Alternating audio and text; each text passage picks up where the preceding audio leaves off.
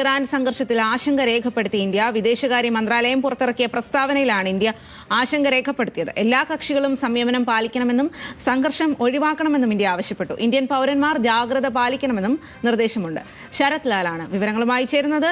ശരത് ലാൽ, എന്തായാലും ഇന്ത്യ സസൂക്ഷ്മം നിരീക്ഷിക്കുകയാണ്. ഈ ഒരു ആക്രമണം ഉണ്ടായ സമയം മുതൽ വലിയ തരത്തിലുള്ള ആശങ്ക രേഖപ്പെടുത്തുകയും ചെയ്തിട്ടുണ്ട്. അപ്പോൾ ഇപ്പോൾ ഏറ്റവും ഒടുവിൽ ഈ ഒരു പ്രസ്താവനയിൽ എന്തെല്ലാം കാര്യങ്ങളാണ് വിദേശകാര്യ മന്ത്രാലയം പറയുന്നത്?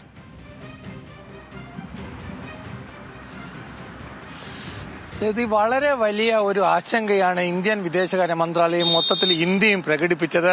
കാരണം പശ്ചിമേഷ്യയിൽ ഉണ്ടാവുന്ന ഏതൊരുവിധ പ്രതിസന്ധിയും ഇന്ത്യയെ കാര്യമായി ബാധിക്കും.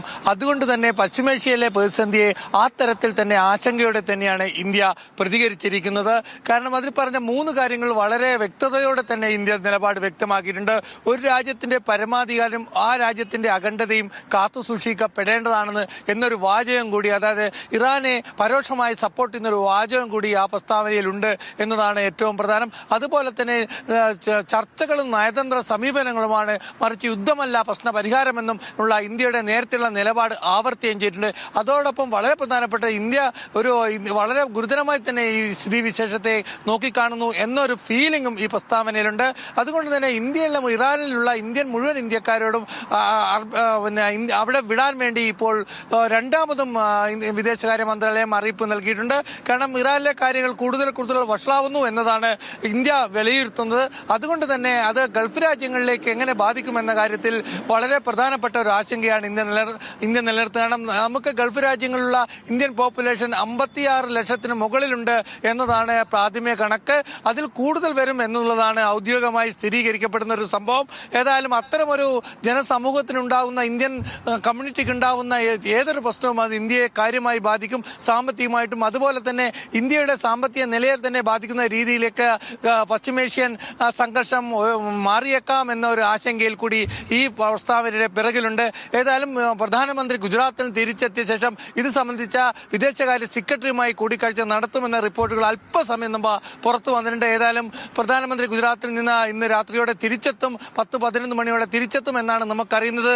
ഏതായാലും പ്രധാനമന്ത്രി ലോക നേതാക്കളുമായി ബന്ധപ്പെടും എന്നുള്ള സൂചനയും പുറത്തു വരുന്നുണ്ട്. അത് ഇത് സംബന്ധിച്ച സ്ഥിരീകരണമില്ല. കാരണം പ്രധാനമന്ത്രി UAE ഭരണാധികാരികളുമായി സംസാരിച്ചു എന്നൊരു വാർത്ത സ്ഥിരീകരണമില്ലാതെ പുറത്തു വരുന്നുണ്ട്. പക്ഷേ വിദേശകാര്യ മന്ത്രാലയം ഇക്കാര്യത്തിൽ കുറിച്ച് യാതൊന്നും ഔദ്യോഗികമായി പ്രതികരിച്ചിട്ടില്ല. അതുപോലെ തന്നെ അബുദാബിയിൽ മരിച്ചത് ഇന്ത്യൻ വംശജനാണെന്ന് എന്നൊരു വാർത്തയും പുറത്തു വരുന്നുണ്ട്. അത് സംബന്ധിച്ച് വിദേശകാര്യ മന്ത്രാലയം ഇതുവരെ ഏഷ്യൻ വംശജനാണ് എന്ന് മാത്രമാണ് അബുദാബി ഭരണകൂടം അത് വ്യക്തമാക്കിയത്. ഏതായാലും ഇന്ത്യൻ വംശജനാണ് എന്നുള്ളൊരു വാർത്തയാണ് ഇപ്പോൾ ഏകദേശം പുറത്തു വരുന്നത്. എന്നാൽ വിദേശകാര്യ മന്ത്രാലയം ഇത് സംബന്ധിച്ച് സ്ഥിരീകരണം നൽകിയിട്ടില്ല. ഏതായാലും ഇന്ത്യയെ സംബന്ധിച്ചോളം നയതന്ത്ര ബന്ധത്തിൽ ഏറ്റവും വലിയ ഒരു പ്രതിസന്ധി അല്ലെങ്കിൽ ഏറ്റവും വലിയ ആശങ്ക നേരിടുന്ന ഒരു അവസ്ഥയാണ്. എങ്ങനെയാവും ഇറാൻ ഇസ്രായേൽ ചർച്ച തർക്കം എന്നത്. കാരണം വളരെ പ്രധാനപ്പെട്ട മറ്റൊരു വാർത്തയും കൊണ്ട് ഇന്ത്യയിലെ ഇസ്രായേൽ എംബസിക്കും അമേരിക്കൻ എംബസിയും കനത്ത കൂടുതൽ സുരക്ഷാ ഭടന്മാരെ നിയോഗിച്ചിട്ടുണ്ട്. ചാണകപുരിയിലെ എംബസിക്ക് ചുറ്റും ഇപ്പോൾ 3 ടയർ സെക്യൂരിറ്റി ഏർപ്പെടുത്തിയിട്ടുണ്ട്. കാരണം പ്രതിഷേധ പ്രകടനങ്ങൾ ആ പ്രദേശത്തേക്ക് വരാതിരിക്കാനുള്ള ഒരു സംവിധാനമാണ് ചെയ്തിരിക്കുന്നത്. കോൺഗ്രസും ഈ ആക്രമണത്തെ അപലപിച്ചിട്ടുണ്ട്. ഏതായാലും വളരെ പ്രധാനപ്പെട്ട നയതന്ത്ര നീക്കങ്ങളാണ് ഇപ്പോൾ ഡൽഹി കേന്ദ്രീകരിച്ച് നടക്കുന്നത്. എന്തായിരിക്കും ഡൽഹിയുടെ, അതായത് ഇന്ത്യയുടെ ഇക്കാര്യത്തിലുള്ള നിലപാട് എന്ന് വ്യക്തമായ രീതിയിലേക്ക് വിരൽ ചൂണ്ടുന്നതാണ് പ്രസ്താവന വന്നിരിക്കുന്നത്. ഇറാനിന്റെ പരമോന്നത അഖണ്ഡത അല്ലെ ഇറാന്റെ സത്വത്തെ അംഗീകരിക്കുന്നു എന്ന് പറയുമ്പോൾ തന്നെ ഇറാനെ ഇസ്രായേലിനെയോ അല്ലെങ്കിൽ US ആക്രമണത്തെയോ തള്ളിപ്പറയുന്നില്ല എന്ന് കൂട്ടി വായിക്കണം. ആശങ്ക പ്രകടിപ്പിച്ചു എന്ന് മാത്രമാണ്. അത് ഒരു കണ്ടം ചെയ്യുന്നതിലേക്ക് ഇന്ത്യ എത്തിയിട്ടില്ല എന്നും കൂടി നമുക്ക് ഈ സമയം ഓർക്കണം. ഏതായാലും ഇന്ത്യ-ഇറാൻ ബന്ധം വളരെ ഊഷ്മളമാണ്. ഇന്ത്യയുടെ നിരവധി പ്രൊജക്ടുകൾ ഇറാനിൽ നടക്കുന്നുണ്ട്. അതൊക്കെ തന്നെ അതൊക്കെ ഭയാശങ്കയുടെ ഒരു ഭാഗമായി മാറുന്നു എന്ന് കൂടി നമുക്ക് പറയേണ്ടി വരും. അതുകൊണ്ട് തന്നെ ഇന്ത്യൻ വിദേശകാര്യ മന്ത്രാലയത്തിലെ ഉദ്യോഗസ്ഥർക്ക് ഉറക്കമില്ലാത്ത രാത്രികളായിരിക്കും ഇനി വരാനിരിക്കുന്നത് എന്ന കാര്യത്തിൽ യാതൊരു സംശയവുമില്ല. ശരി ശരത് ലാൽ, അതുകൊണ്ട് തന്നെ